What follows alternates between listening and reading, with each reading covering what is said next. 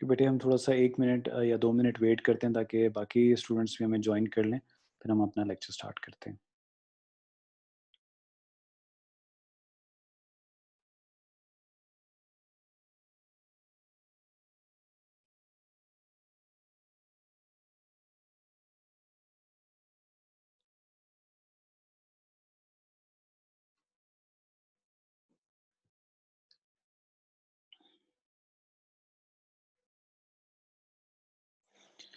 Okay हमारे majority of students ने हमें जॉइन कर लिया है, तो बेटे हम अपना हाँ, लेक्चर हम स्टार्ट करते हैं। ठीक हो गया? अच्छा जी, हम बात कर रहे थे अटैक्स की और टाइप्स की, तो हमने कहा था कि जी हमारे पास 2 मेजर टाइप्स के अटैक्स होते हैं। एक को हम कहते हैं जी एक्टिव अटैक, दूसरे को हम कहते हैं पैसिव अटैक। एक्टिव अटैक में हमारे पास ये चांसेस होते हैं कि हमारे पास इन्फॉर्मेशन चेंज होती है, और पैसिव अटैक में हमारे पास ये नहीं होती। अच्छा, डायरेक्ट अटैक में ये होता है कि आपका जो हैकर होता है, वो डायरेक्टली अपना सिस्टम यूज़ करता है और आपके सिस्टम को हैक करने की कोशिश करता है। अब यहाँ पर डायरेक्ट अटैक हम इसे क्यों कह रहे हैं? डायरेक्ट अटैक इसलिए कह रहे हैं क्योंकि जब वो अपना सिस्टम यूज़ करता है और आपके सिस्टम को या आपकी इन्फॉर्मेशन को हैक करने की कोशिश करता है, तो उसमें उसके फुटप्रिंट्स आ जाते हैं, यानी उसकी उसकी आइडेंटिटी की इन्फॉर्मेशन आने के चांसेस बढ़ जाते हैं। ठीक है? इनडायरेक्ट अटैक क्या होता है? इनडायरेक्ट अटैक में वो क्या करेगा? वो अपने सिस्टम से अटैक नहीं करेगा, बल्कि वो एक थर्ड पार्टी का सिस्टम पहले कॉम्प्रोमाइज़ करेगा, यानी उसे इस्तेमाल करेगा। वो फिर उस सिस्टम से आपके सिस्टम को हैक करने या किसी और सिस्टम को हैक करने की कोशिश करेगा। अच्छा, अभी वो करेगा क्यों? क्योंकि इस तरह करने से उसे ये फ़ायदा होगा कि जब जैसे हमने यहाँ पर एक कॉन्सेप्ट पढ़ा था अकाउंटेबिलिटी का। अगर हम अकाउंटेबिलिटी करना चाहेंगे और हम ये चेक करना चाहेंगे कि ये किसने अटैक किया है, तो उसको फिर हम एक्चुअली या एग्ज़ैक्टली डिटेक्ट नहीं कर सकेंगे, ठीक है? अकाउंटेबिलिटी भी यहाँ पर अब आपको और फ़र्दर क्लियर हो गई होगी। तो इनडायरेक्ट अटैक में हमारे पास होता है। यहाँ पर हमारे पास एक टर्म यूज़ हुआ है बॉटनेट्स। बॉटनेट क्या कॉन्सेप्ट है? बॉटनेट का कॉन्सेप्ट कुछ इस तरह से है कि बॉटनेट्स हमारे पास इसका नाम जो निकला है, ये निकला है रोबोट से। रोबोट आपको पता है कि मैकेनिकल अ, इलेक्ट्रोमैकेनिकल ह्यूमन लाइक मशीन्स होती हैं जिनको एक ख़ास काम करने के लिए बनाया जाता है। ठीक हो गया? लेकिन अ, उनको जो काम दिया जाता है वो करते रहते हैं, रोबोट की हम बात करें। इसी तरह हम सॉफ्टवेयर में भी एक बॉट बनाते हैं, हम उसे बॉट कहते हैं, और बॉट जो होते हैं उनको फिर हम थ्रू रिमोटली हम कंट्रोल करते हैं। लेट्स से अगर एक बॉट मेरे सिस्टम में है तो मुझे नहीं मालूम होगा, और उसका एक मास्टर होगा, बॉट मास्टर, और वो कहीं रिमोटली बैठा होगा and that will be human. ठीक है? और वो वहाँ से कंट्रोल करेगा, हो सकता है वो मेरे सिस्टम से इन्फॉर्मेशन एक्सट्रैक्ट करे, वो मेरे सिस्टम से मुख्तलिफ़ किस्म का डेटा चोरी करे, हो सकता है वो मेरे सिस्टम से किसी और सिस्टम पे अटैक करें। और बॉट नेट का मतलब ये होता है कि जब हमारे पास मल्टीपल बॉट्स होते हैं जो मल्टीपल सिस्टम्स में स्प्रेड हुए होते हैं, और वो मुख्तलिफ़ इल्लीगल एक्टिविटीज़ में इस्तेमाल होते हैं। ठीक हो गया? तो हमें ये अब कॉन्सेप्ट थोड़ा हमें समझ आया है कि ये हमारे पास होता क्या है। अच्छा, ये सारी बातें हमने कर दी, ठीक है। बॉटनेट्स के एक अटैक लॉन्च करते हैं that is called denial of service attack. अच्छा, मैंने आपको यहाँ पर जब हम सीआईए कर रहे थे तो यहाँ पर डेटा और सर्विसेज़ की बात भी आई थी। डेटा तो हम समझ रहे थे कि क्या होता है, लेकिन यहाँ पर हम ज़रा सर्विसेज़ को एक्सप्लेन कर दें। हमने एक अभी अटैक के बारे में पढ़ा है और हमने सुना that is called denial of service attack, ठीक है। डिनायल ऑफ सर्विस का मतलब ये है कि हम किसी सर्विस को हासिल करने के अहल हैं और वो सर्विस हमारे लिए बहुत इम्पोर्टेंट है, लेकिन somehow due to certain illegal activity वो सर्विस हमसे इंटेंशनली कट कर दी गई है। तो this is called denial of service attack. For example, मेरा ईमेल अकाउंट है, अ, और या मेरा एक ऑफिस का सर्वर है जिसमें मेरा डेटा पड़ा हुआ है, लेकिन जब मैं उसे एक्सेस करना चाह रहा हूँ, मेरे पास लॉगिन भी सही है, मेरे पास पासवर्ड भी सही है, लेकिन अगर मैं उसको एक्सेस करना चाह रहा हूँ और वो मुझे सर्विसेज ना दें, तो ये क्या होगा? डिनायल ऑफ सर्विस अटैक होगा। ठीक है, इन शॉर्ट बहुत मतलब इंटरनेट की हिस्ट्री में या साइबर सिक्योरिटी में या इंफॉर्मेशन सिक्योरिटी में बहुत बड़े-बड़े अटैक्स हुए हैं जिसमें यूट्यूब, फेसबुक भी शामिल हैं। इनको भी कुछ टाइम के लिए डाउन कर दिया गया और जो यूज़र्स थे फिर वो इनकी सर्विसेज़ हासिल नहीं कर सके। ठीक हो गया? तो ये इसको हम डिनायल ऑफ सर्विस अटैक करते हैं। तो जो हमने सीआईए का कॉन्सेप्ट यहाँ पे पढ़ा था, उसमें हमने कहा था कि ना सिर्फ़ हम अपने डेटा को सिक्योर करेंगे, बल्कि जो उससे एसोसिएटेड सर्विसेज़ हैं, उनको भी हम क्या करेंगे? सिक्योर करेंगे। ठीक। अच्छा, तो ये हमारे पास कुछ कॉन्सेप्ट्स हैं, हमें समझ आ गए। फिर हमारे पास कुछ और कॉन्सेप्ट्स आते हैं, control, safeguard and counter measure. ठीक है। सिक्योरिटी मैकेनिज्म, पॉलिसी और procedure that can successfully counter attack, reduce risk, resolve vulnerability and otherwise improve the security within organisation. Control, safeguard और काउंटर मेजर्स, हमारे पास कुछ terms हैं जो इस चीज़ को इंश्योर करते हैं कि हमारे पास कुछ पॉलिसीज़ और रेगुलेशंस होनी चाहिए जो हमारे अकाउंट को, जो हमारे जो हम पे, हमारे सिस्टम पे, हमारी इंफॉर्मेशन पे अटैक होते हैं, उनको रोका जा सके। ठीक है। या उसके रिस्क को रोका जा सके, यानी खैर आगे जब आप पढ़ेंगे तो हमारे सिस्टम में भी बहुत सारे लूप होल्स होते हैं जिनको हैकर्स इस्तेमाल करते हैं, तो उनको भी रोका जा सके। जो वर्नेबिलिटीज़ हैं यानी अपॉर्चुनिटीज़ हैं, उसको भी रोका जा सके। ठीक है, या कम से कम किया जा सके। ये टर्म्स हम यूज़ करते हैं, कंट्रोल, सेफगार्ड या काउंटर मेजर। अच्छा, ये टर्म्स पढ़ने का फ़ायदा ये है कि जब हम आगे जाके हम बात करेंगे इंफॉर्मेशन सिक्योरिटी में मुख्तलिफ टर्म्स में, मुख्तलिफ चीज़ों को डिस्कस करने के लिए, तो हम ये टर्म्स यूज़ करेंगे। तो उसमें आपके पास ये मीनिंग बड़ा क्लियर आपको पता होना चाहिए कि मैं लेट्स से अगर सेफ गार्ड कह रहा हूँ, मैं एसेट कह रहा हूँ, मैं अकाउंटेबिलिटी कह रहा हूँ या मैं ऑथेंटिसिटी कह रहा हूँ, तो उसका क्या मतलब है ये आपको पता होना चाहिए। Exploit, a technique used to compromise a system. This term can be a verb or a noun. Threat agent may attempt to exploit system or other information asset by using illegally from their personal gain. Or an exploit can be a documented process to take advantage and vulnerability of exposure or exposure, usually in software. This is either inherent. अच्छा, मैं आपको in short बताता हूँ। Exploit क्या होता है? Exploit एक technique होती है जिसके ज़रिए आपके सिस्टम को हैक किया जा सकता है। ठीक है। अब ये टेक्निक कैसी हो सकती है, मैं आपको एक आइडिया देता हूँ। फॉर एग्जांपल, आपको एक ईमेल आती है, और वो ईमेल आपके पास आती है, आपको कहती है कि हम फेसबुक से मेल कर रहे हैं और आपने काफ़ी अरसे से अपना आपने पासवर्ड चेंज नहीं किया, तो आप पासवर्ड चेंज कर लें। ठीक हो गया? आप क्या करते हैं, आप और उसमें उस ईमेल में आपको एक लिंक दिया गया होता है। आप उस लिंक पे क्लिक करते हैं और आपके सामने पेज ओपन होता है, जैसे फेसबुक का पेज है वैसे ही पेज ओपन हो गया। ठीक। अब आपने वहाँ पर क्या किया, अपना लॉगिन डाला, आपने पासवर्ड डाला, अपना नया पासवर्ड डाला। अब जब आपने अपना पासवर्ड डाला, तो वो जो पेज था वो एक्चुअल पेज नहीं था। अगर आप गौर से देखें तो ईमेल को भी अगर आप गौर से पढ़ें तो वो फेसबुक की डोमेन से नहीं आई होगी। उसमें जो एड्रेस होगा वो भी गलत लिखा होगा, हो सकता है फेसबुक की स्पेलिंग भी गलत लिखी हो सकता है ये लाज़मी होगा, आप देख लें। अगर बहुत इंटेलिजेंट हुआ तो उसने ये सारी चीज़ों को कवर किया होगा। आप जिस पेज पे गए होंगे, वो पेज भी एक्चुअल फेसबुक का पेज नहीं होगा, वो एक डमी वेबसाइट होगी जिसका अपैरेंटली अपीयरेंस जो होगी वो फेसबुक की तरह होगी। लेकिन जब आपने लॉगिन अपना पासवर्ड डाल दिया, आपने एक्चुअल पासवर्ड डाल दिया, तो आप कॉम्प्रोमाइज़ हो गए। ठीक है, तो ये एक्सप्लॉइट है, ये एक टेक्नीक है। सिमिलरली, आपको कोई सॉफ्टवेयर ये दिया जाता है, आप अपनी मूवी एक डाउनलोड करते हैं, उस मूवी के साथ आपके पास कोई सॉफ्टवेयर भी आपके सिस्टम में डाउनलोड होके इंस्टॉल हो जाता है, तो दिस इज़ डॉक्यूमेंटेड एक्सप्लॉइट। और फिर उसके बाद आप एक्सपोज़ हो चुके हैं और आपका सिस्टम भी एक्सपोज़ हो चुका है। आपका जो हैकर है, अब आपके सिस्टम को किसी भी तरह से मिसयूज़ कर सकता है। अ, एक्सपोज़र क्या होता है? जो हम अब मैं आपको टर्म कह रहा हूँ कि आप एक्सपोज़ हो चुके हैं, that is called exposure actually. ठीक है? Information security exposure exist when vulnerability known to an attack is present. Information security में एक्सपोज़र का मतलब ये होता है कि जो आपके सिस्टम में एक लूप होल है, वो अटैकर को पता है और वो वहाँ पर प्रेज़ेंट है, तो दिस इज़ कॉल्ड एक्सपोज़र।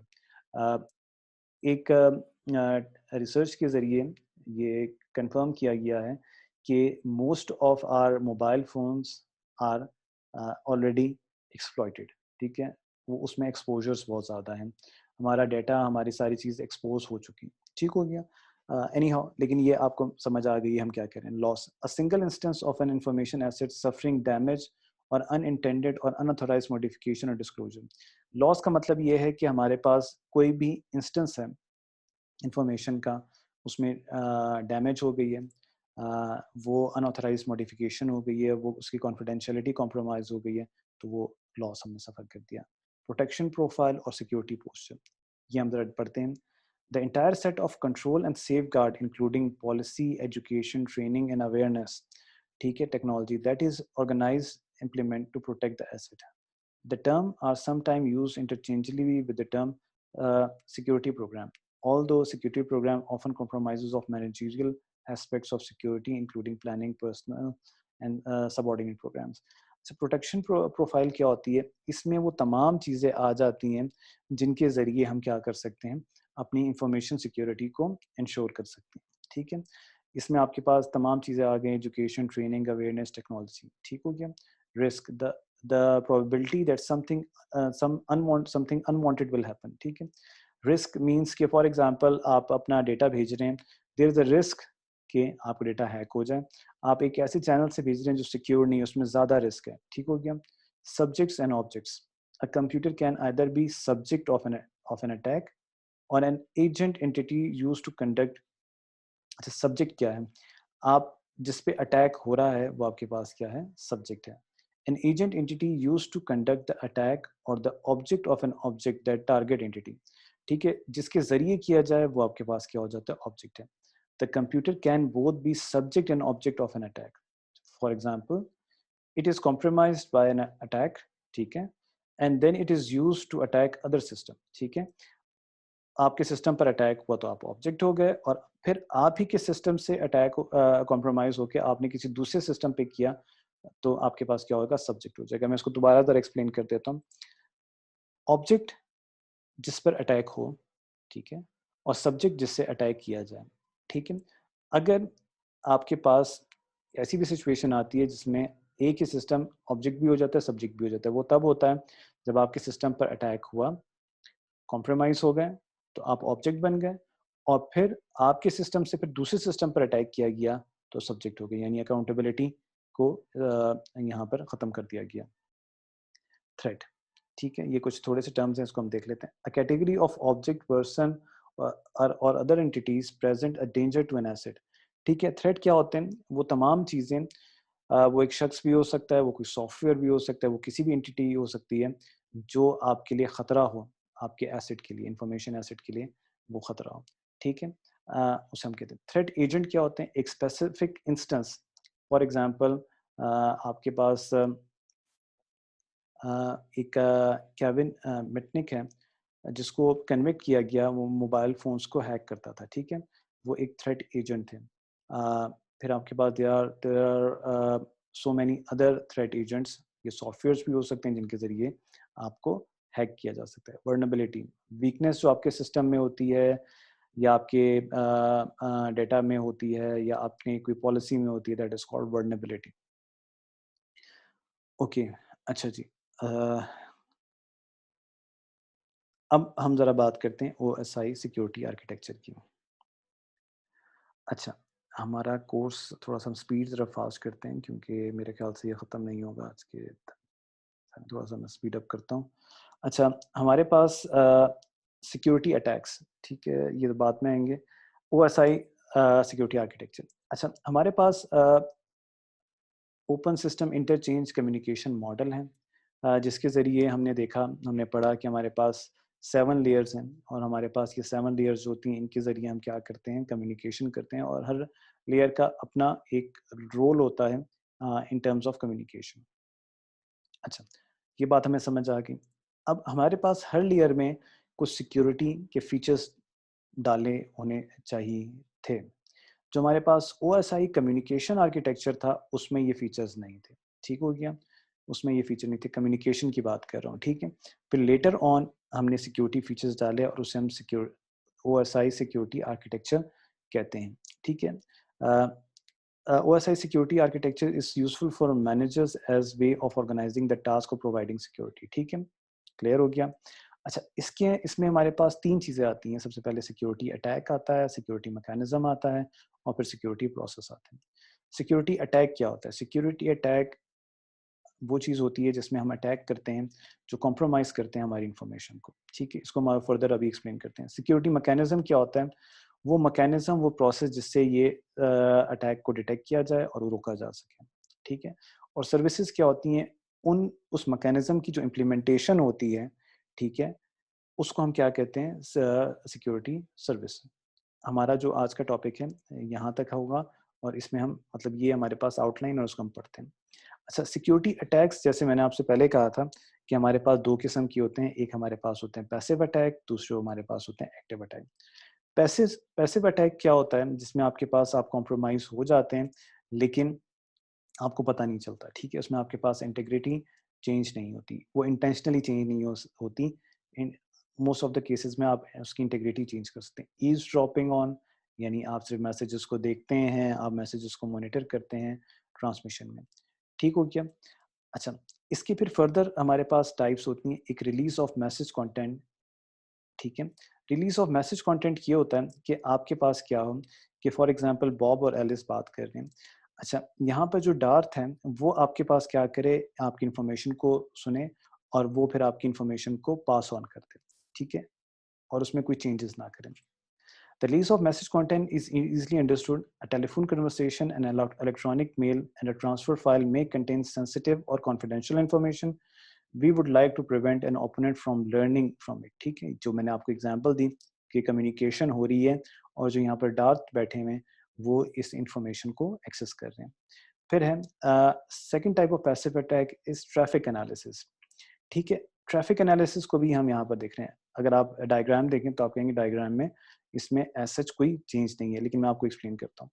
अच्छा, हमारे पास जो ट्रैफिक एनालिसिस होती है, इसमें हमारे पास ये होता है कि आपके पास जो इन बिटवीन, मैं आपको ज़रा हाइलाइट कर दूँ, इन बिटवीन हमारे पास शख्स होता है, उसको ज़रूरी नहीं है कि जो रियल कंटेंट ऑफ डाटा है, वो ही शो होता हो। जैसे फॉर एग्ज़ाम्पल मैं एक ईमेल कर रहा हूँ, वो ईमेल शायद ट्रैफिक एनालिसिस में शो ना होती हो, ठीक है?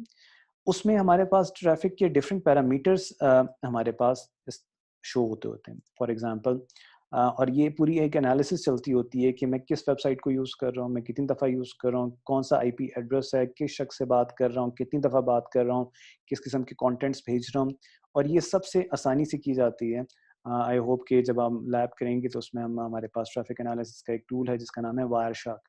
ठीक है, तो आप अपने लोकल एरिया नेटवर्क में आप किसी भी सिस्टम में वायरशार्क को इंस्टॉल करें और जब आप उसे ऑन करेंगे तो आपकी ट्रैफिक एनालिसिस आप किसी भी उस पूरे नेटवर्क के सिस्टम को एनालाइज कर सकते हैं। इवन ओवर द इंटरनेट आप बड़ी आसानी से आप ट्रैफिक एनालिसिस कर सकते हैं। इसमें आपके पास बहुत सारी इंफॉर्मेशन आपको मिलेगी और उस इंफॉर्मेशन के बेस पर आप बहुत सारे इंफॉर्मेशन एक्सट्रैक्ट कर सकते हैं और वो इंफॉर्मेशन फिर आप यूज़ भी कर सकते हैं फॉर एनी अटैक। मोस्टली जो हैकर्स होते हैं they start from the traffic analysis और उसके बाद उसमें जो इन्फॉर्मेशन मिलती है उस इन्फॉर्मेशन की बेस पर वो पैसिव अटैक या फिर फर्दर एक्टिव अटैक करते हैं। ठीक हो गया जी। अच्छा, फिर हमारे पास यहाँ पर आ जाते हैं एक्टिव अटैक। एक्टिव अटैक्स हमारे पास फर्दर फिर 4 टाइप्स के हैं। सबसे पहले आता है मैस्कुरेडिंग। मैस्कुरेडिंग अटैक में ये होता है कि हम प्रिटेंड करते हैं कि हम एक शख्स हैं, लेकिन एक्चुअली हम वो शख्स होते नहीं हैं। अगर हम यहाँ पर देखें, ये हमारे पास मैस्कुरेडिंग अटैक है। इसमें एलिस जो है, वो डार्थ को समझ रही है कि वो बॉब है, लेकिन बॉब नहीं है।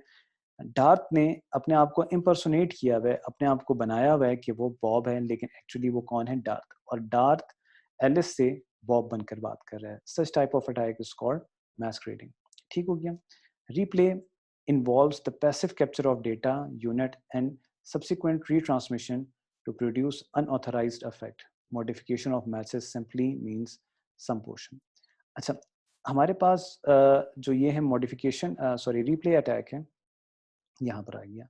रिप्ले अटैक में हम ये करते हैं कि हमारे पास हम मैसेज को गेट कर लेते हैं और उसमें तमाम मैसेज चेंज नहीं करते, सिर्फ हम उसमें कुछ-कुछ इन्फॉर्मेशन को चेंज करते जाते हैं। जैसे आपको ये एक लाइन नज़र आ रही है, हमारे पास मोस्ट ऑफ द मैसेज आ रहे हैं, लेकिन उसमें से हम कुछ मैसेज को चेंज करते जा रहे हैं। That is called replay attack.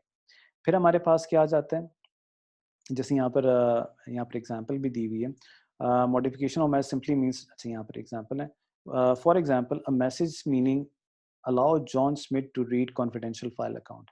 इसमें इन्हें क्या कर दिया है, allow Fred Brown to read the confidential file. तो यहाँ पर उन्हें पार्ट ऑफ द मैसेज क्या किया है, चेंज किया है। ये रिप्ले हो गया। ठीक है, फिर हमारे पास ये बेसिकली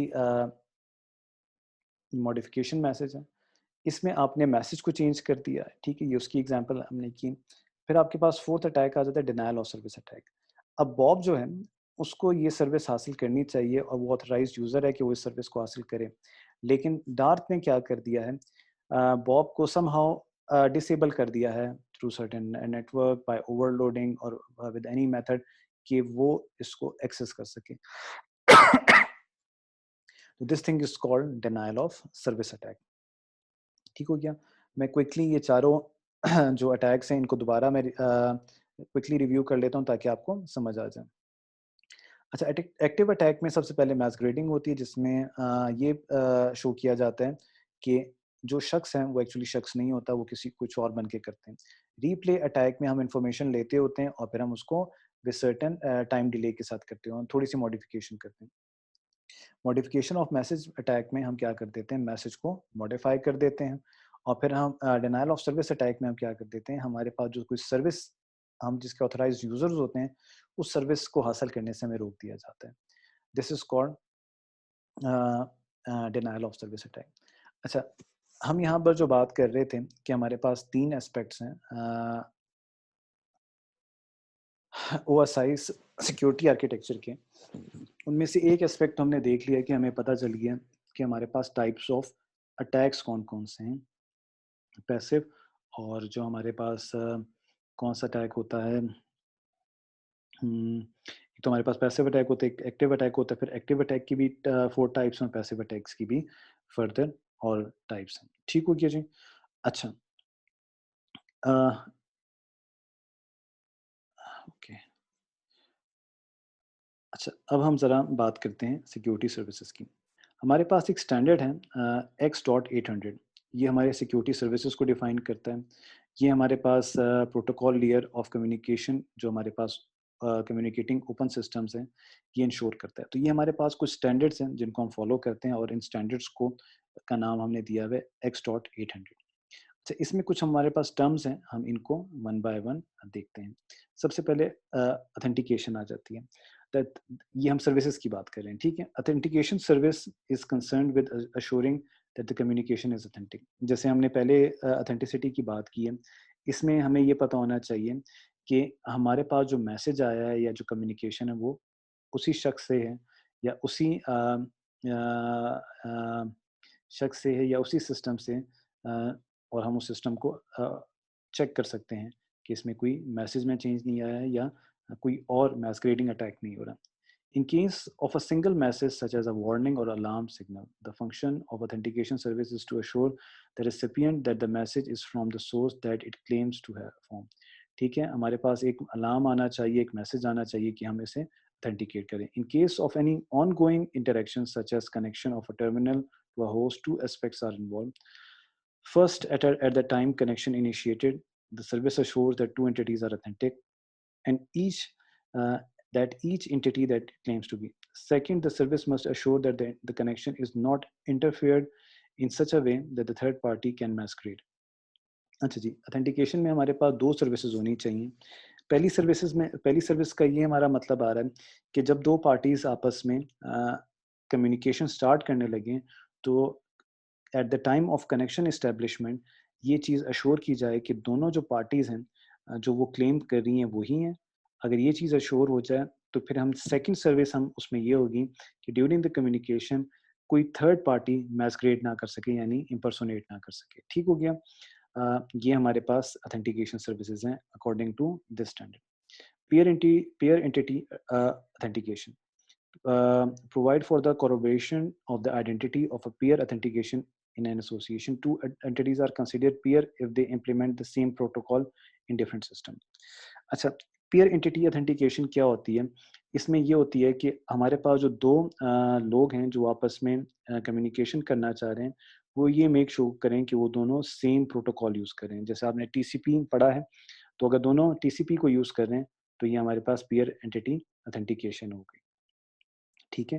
अच्छा, इससे हमारे पास एक फ़ायदा ये होगा कि हमारे पास जो रीप्ले अटैक्स हैं उससे हम बच सकेंगे, क्योंकि टीसीपी वगैरह रीप्ले अटैक नहीं कर सकते। अगर कोई शख्स रीप्ले अटैक करेगा तो वो उसे टीसीपी मॉड्यूल में चेंज करना पड़ेगा। साथ ही साथ मैं आपको बता दूं टीसीपी में हम रीप्ले अटैक क्यों नहीं कर सकते।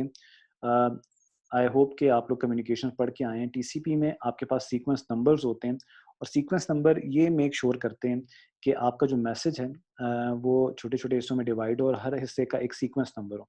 अगर आपके पास सीक्वेंस नंबर जो है उसमें चेंजेस आएँ, दिस मीन्स कि आपके पास ये रिप्ले अटैक हो रहा है। लेकिन अगर वो आपके पास सीक्वेंस में आते ही जाएँ और आपके पास एक टाइम विंडो में आउट ऑफ सीक्वेंस भी डेटा है, तो वो कंसिडर्स टीसीपी करता है, लेकिन इसके अलावा टीसीपी नहीं करता। Data origin authentication provides for the corroboration that the source of data unit. It does not provide protection against the duplication and modification of data units. इसमें वही बात की है कि हमारे पास डुप्लीकेशन ना हो, यानी मैसेजेस दोबारा डुप्लीकेट ना हो और उसमें मॉडिफिकेशन ना हो, तो हमारे पास डेटा ओरिजिन ऑथेंटिकेशन भी होनी चाहिए। This type of service support application like electronic mail, there is no prior interaction between the communicating. ठीक है, तो जैसे हमारे पास इलेक्ट्रॉनिक मेल में होता है वैसा ही होता है। फिर हमारे पास एक्सेस कंट्रोल आ रहा है। In the context of network security, access control is the ability to limit and control the access of the host and systems. ठीक है, हमारे पास यहाँ पर क्या होता है, यहाँ पर हम एक्सेस कंट्रोल को मेक श्योर करते हैं कि हमारे पास जिस शख्स को जो एक्सेस दिया गया है वही मिले, उसके अलावा वो ना कर सके। ठीक है, जैसे हमारे पास मैंने आपको पहले भी example the, login and password वगैरह, ये हम मेक श्योर करें। Data confidentiality is the protection of transmitted data from passive attack. Again, data confidentiality का मतलब ये होता है कि जो हमारे पास ड्यूरिंग द ट्रांसमिशन डेटा जब ट्रांसमिट होता है तो हमारे डेटा कोई ना देख सके। ठीक है, इसमें हम डिफरेंट लेवल्स पे मेक श्योर करते हैं। फॉर एग्जांपल, जब हम टीसीपी कनेक्शन को सेटअप करते हैं तो हमारे पास ये कनेक्शन एस्टेब्लिशमेंट के वक्त इस चीज़ को मेक श्योर किया जाता है कि वो उसी पार्टी के साथ हो और वहाँ पर 3 वे हैंडशेकिंग होती है और बाकी हमारे पास एक्नॉलेजमेंट नंबर और सीक्वेंस नंबर इस चीज़ को मेक श्योर करते हैं।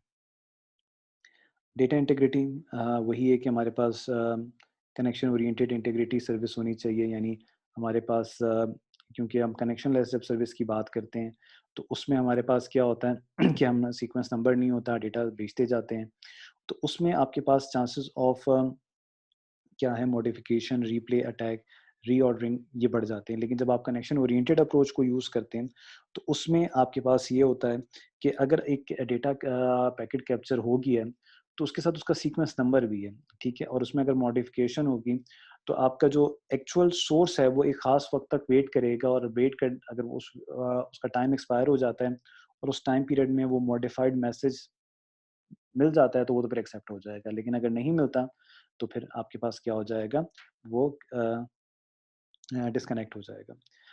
सो डेटा इंटीग्रिटी है। सिमिलरली हमारे पास यहाँ पर एक कनेक्शन ओरिएंटेड में एक और भी हमारे पास फीचर होता है कि हमारे पास डिनायल ऑफ सर्विस अटैक जो होता है, ये एक ऐसा अटैक होता है जिसमें हाफ ओपन कनेक्शन रह जाता है। हाफ ओपन कनेक्शन अगर आपने अपने कम्युनिकेशन में नहीं पढ़ा तो मैं आपको बता देता हूँ। हाफ ओपन कनेक्शन ये होता है कि जैसे आपको थ्री वे हैंडशेकिंग तो याद होगी, जिसमें आपके पास कनेक्शन की रिक्वेस्ट आती है, कनेक्शन एक्सेप्ट किया जाता है और फिर फाइनल एक्नॉलेजमेंट आती है। This is called three way handshaking. Connection oriented यानी टीसीपी की हम बात करें। अगर आपको कनेक्शन एक्सेप्ट कहा जाए और उसकी फर्दर एक्नॉलेजमेंट ना आए तो this is called half open connection.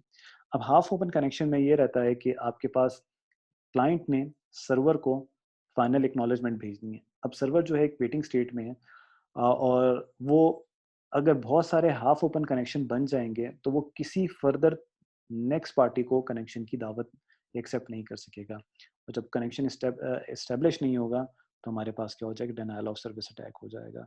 तो ये कुछ डेटा इंटीग्रिटी की भी हमारे पास चीज़ें हैं जिसको हमने देखना है।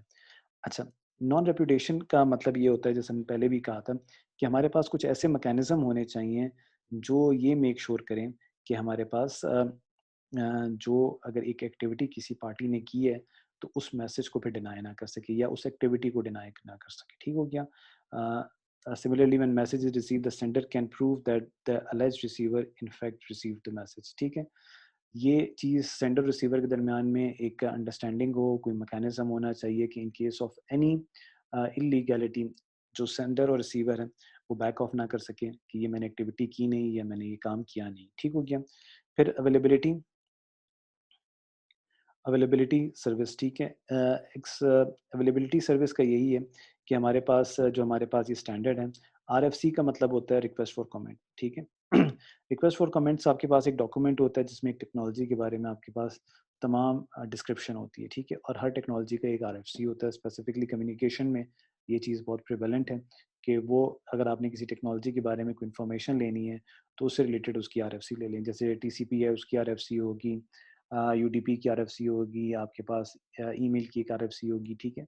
तो ये तमाम चीज़ों की आरएफसी होती है और ये आइडेंटिफाइड होता है नंबर। तो हमारे पास जो एक सिक्योरिटी स्टैंडर्ड है, जैसे एक्स.800 और फिर आरएफसी 2828, इसमें हमारे पास क्या होता है, defines the availability to be the property of a system or a system resource being accessible and usable upon demand by the authorized system. अच्छा, इसका मतलब ये है कि इन दोनों डॉक्यूमेंट्स के मुताबिक अवेलेबिलिटी का मतलब ये होता है कि सिस्टम अवेलेबल हो, इंफॉर्मेशन अवेलेबल हो, जब भी जो ऑथराइज्ड पर्सन है उसकी रिक्वेस्ट करें, ठीक है? अच्छा, अ, अगर ये चीज़ हम अवेलेबिलिटी इंश्योर कर सकते हैं, तो इसमें हमारे पास बहुत सारे अटैक्स को हम रोके जा भी सकते हैं। ये चीज़ आप पढ़ लेना, ये हम ऑलरेडी डिस्कस कर चुके हैं। फिर हमारे पास आ जाता है सिक्योरिटी मैकेनिज़म्स आ जाते हैं। ओके। अ, अच्छा, सिक्योरिटी मैकेनिज़म्स क्या होते हैं? सर्विसेज़ जो होती हैं हमारे पास, अ, मेरे ख़्याल से ये टेबल हमारे लिए पढ़ना ज़रूरी है, ताकि हम इस चीज़ को समझ सकें, ठीक है? एनसाइफ़रमेंट, ठीक है? अब एनसाइफ़रमेंट का क्या मतलब होता है? स्पेसिफिक सिक ये हमारे पास स्पेसिफिक सिक्योरिटी मैकेनिज़्म। एनसाइफ़रमेंट का ये मतलब होता है कि आप डेटा को किसी ऐसी हालत में तब्दील कर दें कि आपका डेटा अगर चोरी भी हो जाए, तो उसे इस्तेमाल या उसकी इन्फॉर्मेशन को या उसमें मीनिंग क्या है, उसे समझ ना सकें। सिक्योरिटी मैकेनिज़्म और सिक्योरिटी सर्विसेज़ का आपस में ताल्लुक होता है। सिक्योरिटी सर्विस आपको ये बताती है कि आपके पास क्या होनी चाहिए, डेटा कॉन्फिडेंशियलिटी होनी चाहिए। सिक्योरिटी सर्विस आपको क्या बताती है? आपके पास डेटा कॉन्फिडेंशियलिटी होनी चाहिए, यानी आपका अनऑथराइज्ड एक्सेस ना हो। एनसाइफरमेंट उस सर्विस को इंश्योर करती है, यानी कैसे इंश्योर कर रही है कि इवन आपका डेटा चोरी भी हो गया है, लेकिन आपकी प्राइवेसी इंटैक्ट रही है, क्योंकि उसमें मीनिंग क्या है। फॉर एग्जांपल, आप एक पिक्चर सेंड करते हैं और उसे इनक्रिप्ट या एनसाइफर करके भेजते हैं, तो वो पिक्चर मिलने के बाद भी किसी को समझ नहीं आएगी ये पिक्चर है या डाटा है। बात समझ आ गई? तो ये कॉन्फिडेंशियलिटी हमने इंश्योर की। डिजिटल सिग्नेचर फिर एक और मैकेनिज़्म है, ठीक है? डिजिटल सिग्नेचर हमारे पास मैकेनिज़्म है जो हमारे पास, ठहरें मैं आपको पहले उसकी ऑथेंटिकेशन की सर्विसेज़ को इंश्योर करता है। ऑथेंटिकेशन की सर्विस क्या आती है कि जो शख्स है जिसने डेटा भेजा है वही हो, या हमारे पास ये डिजिटल सिग्नेचर हमारे पास ये होता है कि जैसे हमारे रियल लाइफ में हमारे पास सिग्नेचर्स होते हैं। फॉर एग्जांपल, किसी डॉक्यूमेंट में अगर मैं ये साइन कर देता हूँ, तो इट मीन्स कि ये मेरे सिग्नेचर हैं और मैं इस जो मेरा डॉक्यूमेंट है इसे एंडोर्स करता हूँ, ये मतलब मेरी तरफ से है ये document. Similarly over the internet हमारे पास डिजिटल सिग्नेचर होते हैं जो हमारी ऑथेंटिसिटी को इंश्योर करते हैं कि ये जो एक्टिविटी की है ये मैंने की है। तो फॉर एग्जांपल, जैसे हमारे पास एक सर्विस थी, X.800 कहता है कि जी ऑथेंटिकेशन होनी चाहिए, ठीक है? यूज़र कौन था? करने वाला कौन था? तो उसका मैकेनिज़्म क्या है कि हम डिजिटल सिग्नेचर डाल देते हैं। ये सॉफ्टवेयर लेवल पर भी होता है, ये इंडिविजुअल लेवल पर भी होता है। फिर आपके पास एक्सेस कंट्रोल आ जाता है। एक्सेस कंट्रोल आपके पास अगेन एक मैकेनिज़्म है जो अवेलेबिलिटी को एन्श्योर करता है कि हमारे पास कौन-कौन से शख्स के पास कौन-कौन सा एक्सेस कंट्रोल हो, ठीक है? और वो कैसे हो, और एक्सेस कंट्रोल में भी फिर हमारे पास ये आ जाता है कि फॉर एग्ज़ाम्पल एक रिसोर्स है, उसमें इवन अगर आप एक ऑर्गेनाइज़ेशन के एम्प्लॉयी हैं और एक दूसरा एम्प्लॉयी है, लेकिन आपके कुछ एक्सेस कंट्रोल लिस्ट में आपके पास कुछ फीचर्स नहीं दिए हुए हैं, लेकिन अगर आप उन फीचर्स से ज़्यादा आप आगे जाते हैं, तो फिर आपके पास क्या आ जाता है, आप वायलेट करते हैं, ठीक है? किसी और के फीचर्स को आप एक्सेस कर रहे हैं। अच्छा, ये हम कैसे कर सकते हैं? एक्सेस कंट्रोल लिस्टिंग, यानी हम यहाँ पर क्या कर सकते हैं, बायोमेट्रिक लॉगिन कर सकते हैं कि वही शख्स सिर्फ लॉगिन हो सके जिसके बायोमेट्रिक मैच करें। ये मैकेनिज्म हो गया, लॉगिन एंड पासवर्ड हो गया, रेटिना स्कैनिंग हो गया, सीक्रेट क्वेश्चनिंग हो गया, ये बहुत सारे हो गए। प्लस इसमें आजकल आपने देखा है कि आपके बहुत सारे सिस्टम्स को बॉट एक्सेस करते हैं, तो बॉट से बचने के लिए वो आपके पास एक नंबर्स उल्टे-सीधे लिखते हैं जिसे कैप्चा कहते हैं। वो ह्यूमन ही रीड करके बता सकते हैं, या मुख्तलिफ पिक्चर्स आ जाती हैं, उसमें आपसे कहते हैं कि जी इसमें मुझे ट्रैफिक सिग्नल की पिक्चर बनाएँ या कार की पिक्चर्स बनाएँ, वो सिर्फ ह्यूमन ही कर सकते हैं। तो वो सारे तमाम एक्सेस कंट्रोल लिस्ट होते हैं कि मैकेनिज़म्स हैं। डेटा इंटीग्रिटी, अच्छा, डेटा इंटीग्रिटी में हमारे पास बहुत सारे और मैकेनिज़्म आ जाते हैं, ठीक है? जिसमें हम ये करते हैं कि उसमें हमारे पास चेंजेस ना आ सकें, जिसमें हमारे पास हैश टेबल्स हैं, सिक्योर शाज़ सीरीज़ है, जिसमें हमारे पास मुख्तलिफ़ किस्म की टेक्निक्स आ जाती हैं। ऑथेंटिकेशन एक्सचेंज, ठीक है। जब भी आपके पास एक मैकेनिज़्म हो जिसमें आप कोई भी डेटा को एक्सचेंज करें तो उसमें आपके पास टू वे कम्युनिकेशन हो, यानी अगर मैं आपसे रिक्वेस्ट करूं कि मैं फरहान बात कर रहा हूं तो आपके पास भी कोई ऐसा मैकेनिज्म होना चाहिए जो ये शो करे कि लेट से मैं अली से बात कर रहा हूं कि वो आप अली हैं, ठीक है। Traffic padding, insertion of bits into gaps into data stream to frustrate traffic analysis attempt.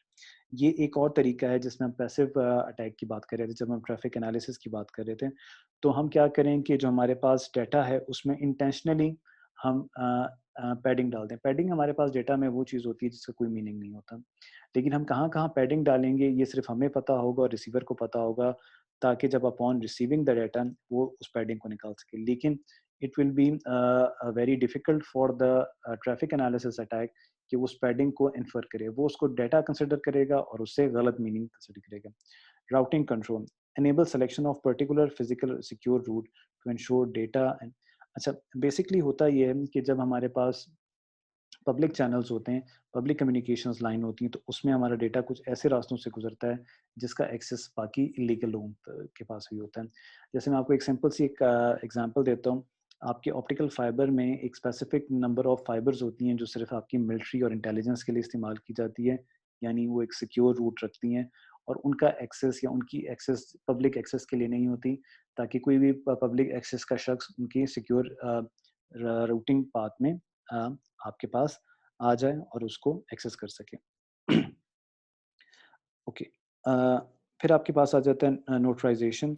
अच्छा, नोटराइजेशन ये होता है कि ये हमारे पास जैसे आप स्टैम्प पेपर लगाते हैं, वो आप कहते हैं नोटरी पब्लिक। अब वो वेरीफाई कर देता है कि फॉर एग्जांपल आपने 2 सेल एंड परचेज़ किए, तो आपके पास थर्ड पार्टी भी इंटरवेंशंस होती हैं, जिसमें थर्ड पार्टी रिस्पॉन्सिबिलिटी ले लेती है किसी चीज़ की, और in case of any dispute then third party will be responsible to decide. तो हमारे पास कुछ इस तरह की भी मैकेनिज़्म होते हैं, ठीक है। ये आप पढ़ लेना, ये जो आपके परवेसिव सिक्योरिटी मैकेनिज़्म है, इसको फिर हम बाद में डिस्कस कर लेंगे, ठीक हो गया जी।